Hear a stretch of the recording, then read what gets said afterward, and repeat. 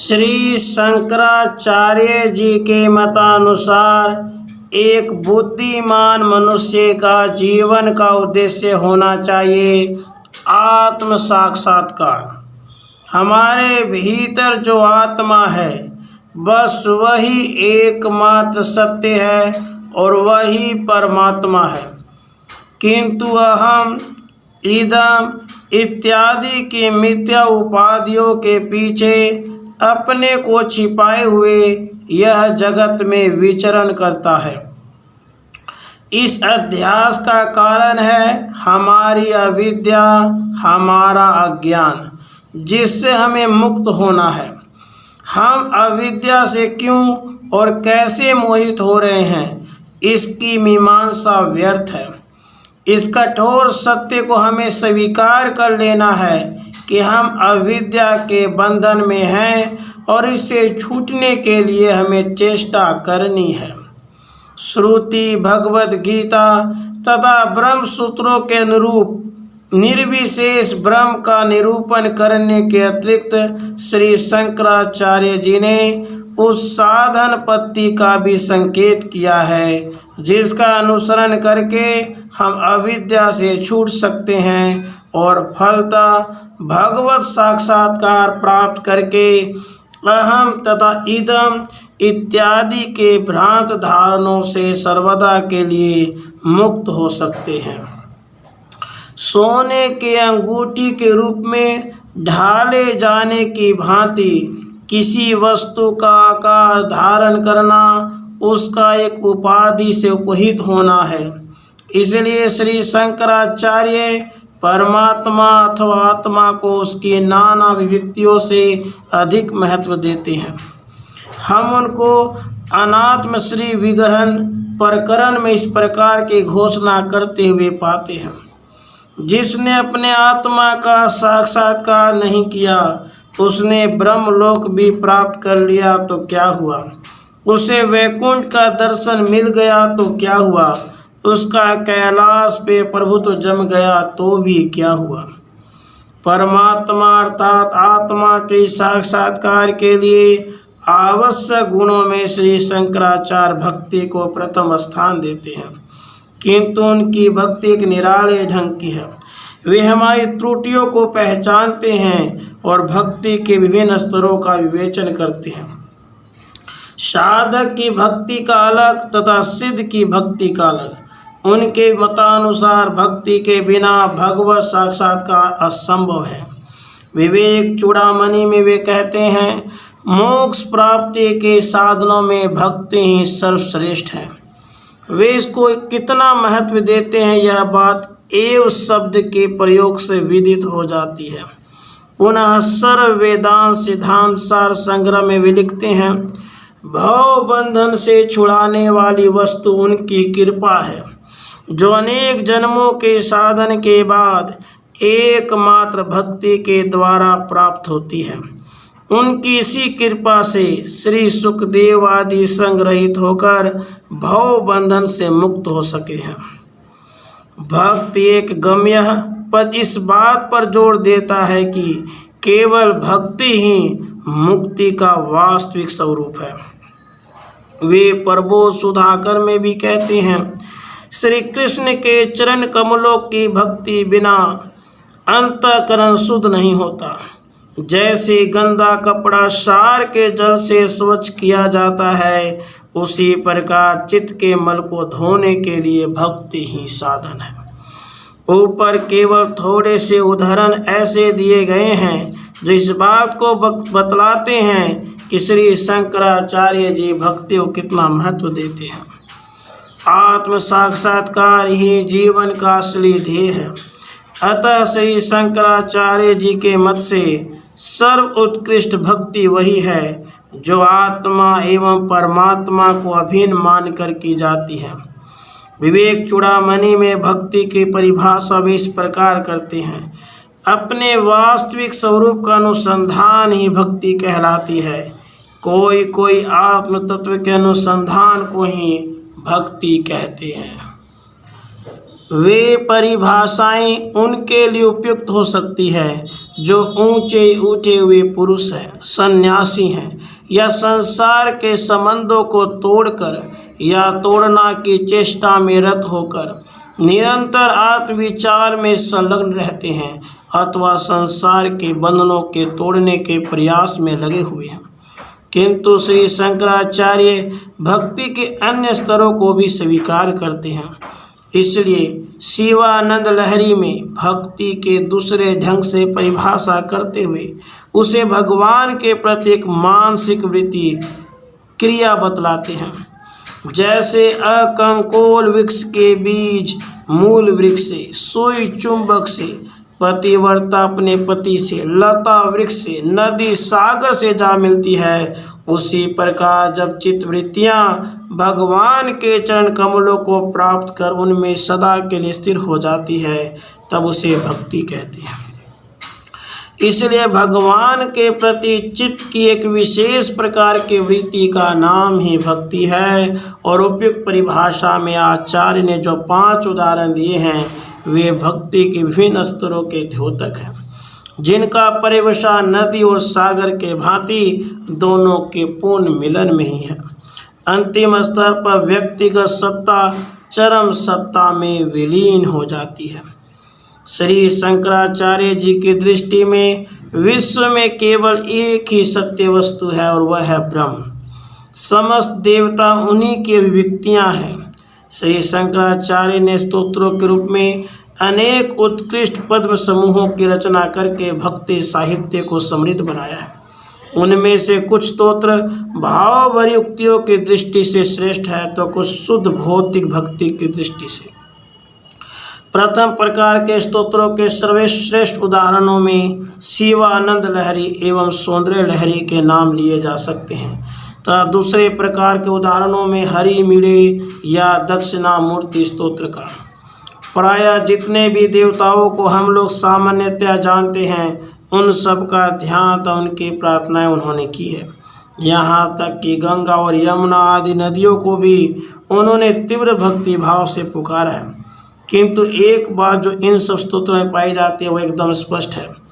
जैसा पहले कहा जा चुका है, जिस किसी भी देवता को ले लीजिए, श्री शंकराचार्य ने उनको परम पुरुष परमात्मा के व्यक्ति माना है और इसलिए हम उनको नाम तथा रूप की अपेक्षा तत्व पर अधिक ध्यान देते हुए पाते हैं।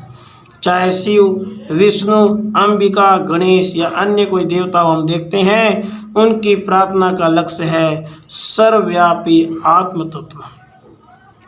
गणेश भुजंग प्रयास स्तोत्र में हमें निम्नलिखित अर्थपूर्ण पद मिलता है, जिनको हम लोग एक अक्षर निर्मल निर्विकल्प गुणातीत निराकार आनंद परम पुरुष प्रणव और वेद गर्भ कहते हैं।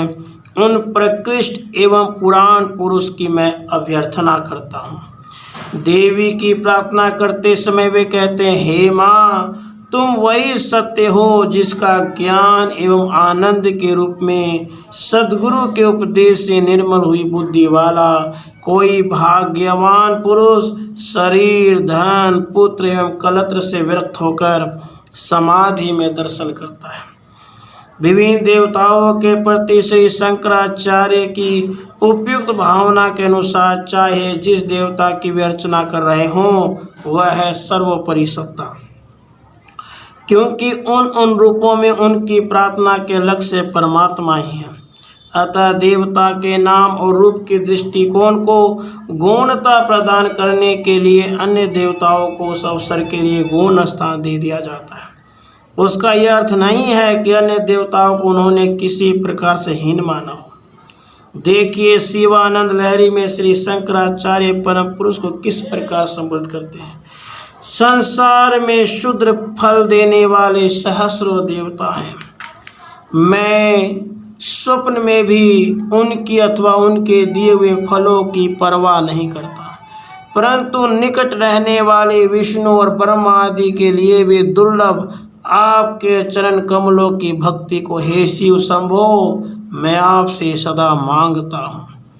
त्रिपुर सुंदरी मानस पूजा स्तोत्र में वे पुनः कहते हैं, ये ब्रह्मा आपके चरणों पर गिर रहे हैं, आगे विष्णु नमस्कार कर रहे हैं, यहाँ शंभु हैं, उन्हें अपने कटाक्ष से कृतार्थ कीजिए। दूर खड़े हुए इंद्र पर भी दृष्टिपात कीजिए।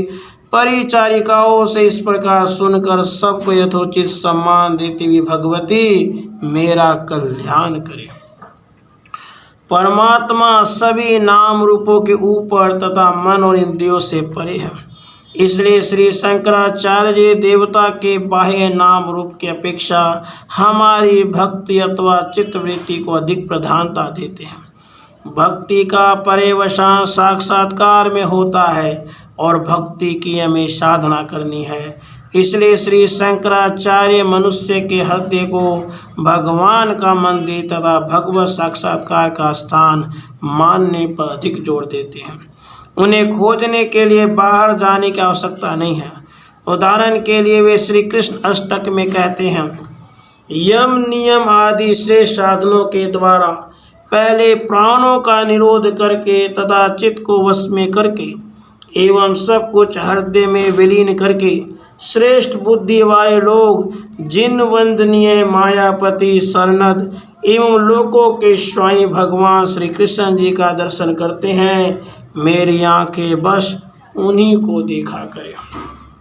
इसलिए उनके श्री कृष्ण केवल द्वापर युग में अवतार लेने वाले श्री कृष्ण ही नहीं हैं, वरन वे भगवान हैं जिनको योग के द्वारा हृदय दरी में देखना पड़ता है।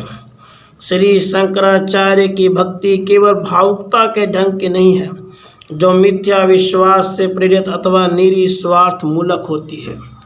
उनकी भक्ति ज्ञान के द्वारा परिमार्जित एवं सुसंस्कृत है। भक्ति एक प्रकार की सहज मानसिक वृत्ति है, जो अनेक जन्मों तक उचित दिशा में सतत प्रयत्न करने के बाद भगवान की दया से परिपक्व होती है। हठ पूर्वक इसे पैदा नहीं किया जा सकता, क्योंकि केवल हठ करने से कोई प्रेमी नहीं बन सकता। भक्ति का सावधानी से उचित प्रणाली द्वारा पोषण करना होता है। इसका आरंभ तथा जन्म होता है विश्व का नियंत्रण करने वाली शक्ति के रूप में भगवान की सत्ता पर अनन्य तथा अखंड विश्वास से। श्री शंकराचार्य जी के अनुसार जगत से असंपृक्त तथा निर्लेप रहते हुए भगवान विश्व के शासक एवं नियंता है। यही वह मूल आधार है जिस पर श्री शंकराचार्य भक्ति का प्रासाद खड़ा करने का आग्रह करते हैं। जो सच्चा भक्त बनना चाहता है उसे इस बात पर याद रखना चाहिए, ईश्वर विश्व को नियंत्रण में रखते हैं तथा विश्व को सुचारू रूप से चलाने के लिए उन्हें नियम बना रखे हैं।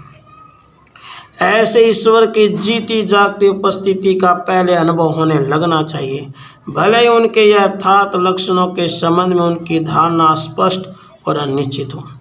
प्रभु सुधाकर में श्री शंकराचार्य भक्ति के विषय में विस्तार से विचार करते हैं। वे भक्ति को दो श्रेणियों में विभाजित करते हैं। भक्ति स्थूल और सूक्ष्म दो प्रकार की कही गई है। पहले स्थूल भक्ति होती है और फिर उसी के बाद में सूक्ष्म भक्ति का उदय होता है। ईश्वर एवं उनकी सत्ता के विषय में हमारी धारणा पहले स्पष्ट हो सकती है। सूर्य एक तेजोमय देवता है जो बिना किसी भेदभाव के सर्वत्र एवं सभी प्राणियों पर अपना प्रकाश बिखेरता है। किंतु यदि कोई अंधा व्यक्ति ठीक सूर्य के नीचे खड़ा हो तब भी उसका अंधत्व सूर्य की सत्ता का ज्ञान प्राप्त होने में उसके लिए बाधक होगा। सूर्य को देखने के लिए उसे अपने अंधत्व से मुक्ति पानी होगी। किसी चक्षु चिकित्सक में विश्वास रखकर उसके आदेशों को मानना पड़ेगा। यदि हम ईश्वर की सत्ता में तथा उनके द्वारा प्रचारित नियमों में विश्वास रखने का दम भरते हैं, पर यदि हम उनके नियमों का पालन नहीं करते तो हमारा भक्त कहलाना केवल दंभ है। इसलिए श्री शंकराचार्य जी के मतानुसार सच्चा भक्त बनने के लिए जो साधन पथ है उसमें पहली बात है ईश्वर के नियमों का निर्विवाद पालन करना। सतुल भक्ति के अंगों गिनाते हुए पहली सीढ़ी वे इसी को बताते हैं। अपने वर्णाश्रम धर्मों का अनुष्ठान, नित्य भगवान श्री कृष्णचंद्र की प्रतिमा का उत्साह पूर्वक विविध सामग्रियों से पूजन और निरंतर हरिदासों का संग करना, भगवत कथाओं के सुनने में अत्यंत उत्साह रखना, सत्य भाषण करना, परस्त्री पर धन और पर निंदा से सदा दूर रहना, अश्लील चर्चा से घृणा करना, पवित्र तीर्थ स्थानों में जाते रहना, भगवत कथा श्रवण आदि के बिना आयु यूं ही बीत गई इस बात की चिंता करना, ये सब भक्ति के लक्षण हैं। जैसा स्थूल नाम से ही व्यक्त होता है, उपयुक्त साधन प्रणाली साधक के श्रद्धा मूलक बाह्य आचरणों से ही प्रधानतया संबंध रखती है। इस प्रकार यह देखा गया कि भक्त बनने के लिए सबसे पहली सीढ़ी यह है कि साधक अपने आचरण द्वारा शास्त्रीय नियमों का पालन करे। सच्चे हृदय से इन नियमों का पालन क्रमशः मनुष्य के मन को सच्ची भक्ति की ओर ले जाता है। यद्यपि प्रारंभिक अवस्थाओं में भक्ति का अंश बहुत क्षीण रूप में रह सकता है। श्री शंकराचार्य जी स्वयं कहते हैं, सच्ची भक्ति का उदय तो भगवत कृपा से ही होता है। हमारा कर्तव्य इतना ही है, हम भगवान के बनाए नियमों का पालन करें। हम एक बीज बोकर उसे सींचते हैं तथा उसी प्रकार के और छोटे मोटे काम करते हैं। बीज का अंकुरित होना तथा बढ़कर एक वृक्ष का रूप धारण कर लेना हमारे हाथ में नहीं है, यह भगवान के हाथ में है। इसी प्रकार भगवान ही क्रमशः हमारे मन में भक्ति को विकसित करते हैं। आचार्य इसका एक प्रकार से निर्देश करते हैं। इस प्रकार स्थूल भक्ति का अभ्यास करते करते श्री कृष्ण कथा के अनुग्रह से सूक्ष्म भक्ति का उदय होता है, जिसके परिणाम स्वरूप श्री हरि उनके मन में आ विराजते हैं। ऊपर जो विवेचन किया गया उससे स्पष्ट हो जाता है कि साधक को अपना मन ईश्वर विमुख करने के लिए कठोर साधन की आवश्यकता नहीं है, क्योंकि उपयुक्त आचरणों में स्वयं यह गुण है कि वे चित्त को शुद्ध करके उसे भगवान के निवास के योग्य बना देते हैं और भगवान अपने आप वहाँ प्रकट हो जाते हैं। श्री शंकराचार्य जी ने इसके बाद आंतरिक अथवा मानसिक भक्ति के विभिन्न स्तरों का विस्तार से वर्णन किया है। स्मृति और पुराणों के सद्वाक्यों द्वारा सुनी हुई भगवान की मूर्ति के मानस पूजन का अभ्यास, एकांत सेवन की परायणता, सत्य, समस्त प्राणियों में श्री कृष्ण को व्यापक जानना, संपूर्ण प्राणियों से अद्रोह और इससे उत्पन्न हुई समस्त प्राणियों पर दया, प्रारब्धानुसार जो कुछ भी प्राप्त हो उसी में संतोष, स्त्री और पुत्र आदि में ममता शून्यता, अहंकार और क्रोध से रहित होना, मृदु भाषण करना, प्रसन्नचित रहना, अपनी निंदा अथवा स्तुति में समान भाव रखना, सुख दुख और शीत उष्ण आदि द्वंद्वों को सहन करना, आपत्ति से भय न करना, निद्रा, आहार और विहार आदि को आदर न देना, अनासक्त रहना, व्यर्थ वार्तालाप को अवकाश न देना, श्री कृष्ण स्मरण में शाश्वत शांति का अनुभव करना, ये है वो मानसिक गुण जिन्हें हठपूर्वक नहीं प्राप्त किया जा सकता। ये तो भगवान के बनाए हुए नियमों का इस सरल तथा आंतर विश्वास के साथ दृढ़ता पूर्वक अनुगमन करने से प्राप्त होते हैं कि भगवान हमारे परम सुहृद तथा अहैतुक कल्याण करने वाले हैं। एक दूसरे प्रसंग में श्री शंकराचार्य उच्चतम शिखर पे पहुंचने के पहले मानसिक विकास की सीढ़ियों का वर्णन करते हैं और सच्ची भक्ति का उदय होने से पहले विनय एवं अपने मन इत्यादि के संपूर्ण समर्पण का होना आवश्यक बताते हैं। षटपदी में वे कहते हैं, हे विष्णु भगवान, मेरी उद्दंडता दूर कीजिए, मेरे मन का दमन कीजिए, विषयों की मृग तृष्णा को शांत कर दीजिए, प्राणियों के प्रति मेरा दया भाव बढ़ाइए और इस संसार समुद्र से मुझे पार लगाइए। यहाँ उन सोपानों का वर्णन है जिनके द्वारा मन धीरे धीरे पूर्णता की ओर अग्रसर होता है। वेद पाद स्तोत्र में देवी के प्रति अपना संपूर्ण समर्पण वे बड़े भावपूर्ण शब्दों में इस प्रकार व्यक्त करते हैं, माँ, जहाँ जहाँ मेरा मन जाए वहीं वहीं तुम्हारी स्थिति रहे, और जहाँ जहाँ मेरा सिर झुके वहाँ वहाँ तुम्हारे चरण युगल रहे। इसके पश्चात श्री शंकराचार्य उस व्यक्ति की भक्ति का वर्णन करते हैं जिसने भगवान की सत्ता का, उनके साथ एकात्मता का अनुभव करना आरंभ कर दिया है। कोई भगवत संबंधी गीत का गान करे अथवा बांसुरी बजाए तो उनके सुनते ही आनंद के आविर्भाव से एक साथ ही कई सात्विक भावों का उद्रेक हो जाए। उस शब्द में फंसा हुआ मन परात्म सुख का अनुभव करता है और जब चित्त स्थिर हो जाता है तब उसकी अवस्था मत वाले हाथी के समान हो जाती है। श्री सदाशिवेंद्र सरस्वती तथा श्री सुखदेव जी भक्ति की इस अवस्था के उदाहरण है। फिर श्री शंकराचार्य जी उच्चतम शिखर पे पहुँचे हुए उस सच्चे भक्त का वर्णन करते हैं जिसने भगवत साक्षात्कार प्राप्त कर लिया है, जिसके लिए संसार भगवान के अतिरिक्त और कुछ नहीं रह गया है और जो सभी भूतों में केवल अपने आत्मा को ही देखता है, तथा जिसे भगवान की विश्व के साथ एवं स्वयं अपने आत्मा के साथ एकता का पूर्ण ज्ञान हो गया है। श्री शंकराचार्य जी उसका वर्णन इस प्रकार करते हैं। क्रमशः वह समस्त प्राणियों में भगवान को और भगवान में समस्त प्राणियों को देखने लगता है। जब ऐसी अवस्था हो जाए तब उसे भगवत भक्तों में श्रेष्ठ समझना चाहिए। यद्यपि श्री शंकराचार्य जी के मतानुसार आत्मज्ञान के उदय होने पर जैसे प्रकाश पड़ने पर स्थानों में दिखा हुआ चोर अदृश्य हो जाता है, उसी प्रकार जीव शिव के साथ मिल जाता है तथा उसका व्यष्टि भाव जो कल्पित था नष्ट हो जाता है। फिर भी जब तक इस प्रकार पूर्ण रूप से एकता न हो जाए तब तक वे भगवान एवं जीव की पृथक सत्ता मानते हैं।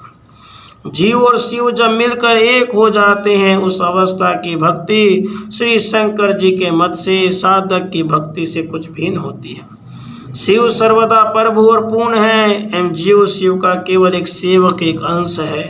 मोटे रूप में कहें तो ऐसा प्रतीत होता है श्री शंकर जी चित्तवृत्ति की 3 भूमिकाएं स्वीकार करते हैं। पहली भूमिका वह है जहाँ भक्त मानता है कि वह प्रभु का सेवक मात्र है तथा प्रभु आज्ञा पालन मात्र उसका कर्तव्य है। यहाँ भक्त प्रभु से कोई ऊंचा संबंध जोड़ने का दावा नहीं कर सकता। वह इस प्रकार कहता है, हे नाथ, मुझ में और आप में भेद न होने पर भी मैं ही आपका हूँ, आप मेरे नहीं, क्योंकि तरंग ही समुद्र की होती है, तरंग का समुद्र कहीं नहीं होता। जब कोई सेवक अपनी दीर्घकालीन सतत एवं भक्तिपूर्ण सेवा द्वारा स्वामी से अधिकाधिक घनिष्ठ होता जाता है तब वह स्वामी के प्रति भी एक प्रकार की आसक्ति एवं अधिकार की भावना को व्यक्त करने लगता है और यह अनुभव करने लगता है कि स्वामी उसी के स्वामी हैं। वह स्वामी के आदेशों की रूपरेखा के निर्माण का उत्तरदायित्व भी अपने ऊपर ले लेता है। वह उनके साथ स्वतंत्रता बरतने लगता है और स्वामी भी उसे इसके लिए छूट दे देता है। कभी कभी तो वह स्वामी को यह आदेश देता देखा जाता है कि उन्हें उसे कौन सी आज्ञा देनी चाहिए। भक्त के इसी रूप में श्री शंकराचार्य जी ने भगवती लक्ष्मी को राजी ही नहीं किया वरम बाध्य कर दिया एक दरिद्र गृहस्थ के घर पर स्वर्णामलक फलों के रूप में अपनी दया की वर्षा करने के लिए। ममय वासव इसी भूमिका का वाचक है। अनेक संतों की जीवन कथाओं तथा कृत्यों से भारतवर्ष का इतिहास भरा पड़ा है। बहुत बार उनकी क्रियाओं का हमारी बुद्धि अथवा दृष्टिकोण के द्वारा समाधान नहीं हो सकता है। वे प्रायः इसी श्रेणी के संत होते और भगवान के साथ उनका परिचय अधिक है उन्हें कभी कभी परम स्वतंत्र बना देता है। किंतु उनके उदाहरण को सामने रखकर हम लोगों को जिनके अंदर अभी भक्ति का बीज बोना और उसे उगाना है अपने को इस योग्य नहीं मान लेना चाहिए कि जीवन की सामान्य नियमों की अवहेलना करके हम उनके असाधारण व्यवहारों की नकल करने लग जाएं। बृहदारण्यक उपनिषद के अपने भाष्य में उषस्थि प्रसंग में श्री शंकराचार्य जी ने हमें ऐसी दुर्लभता के विरुद्ध चेतावनी दी है। भक्ति के अंतिम भूमिका का वर्णन स एवाहम वही मैं हूँ इस वाक्य में हुआ है। यहाँ जीव एवं शिव का पूर्ण एकीकरण हो गया है। इस अवस्था में उदय होने वाले आनंद का शब्दों द्वारा वर्णन संभव नहीं है। यह एक आंतरिक अनुभूति है जो स्वसंवेद्य है।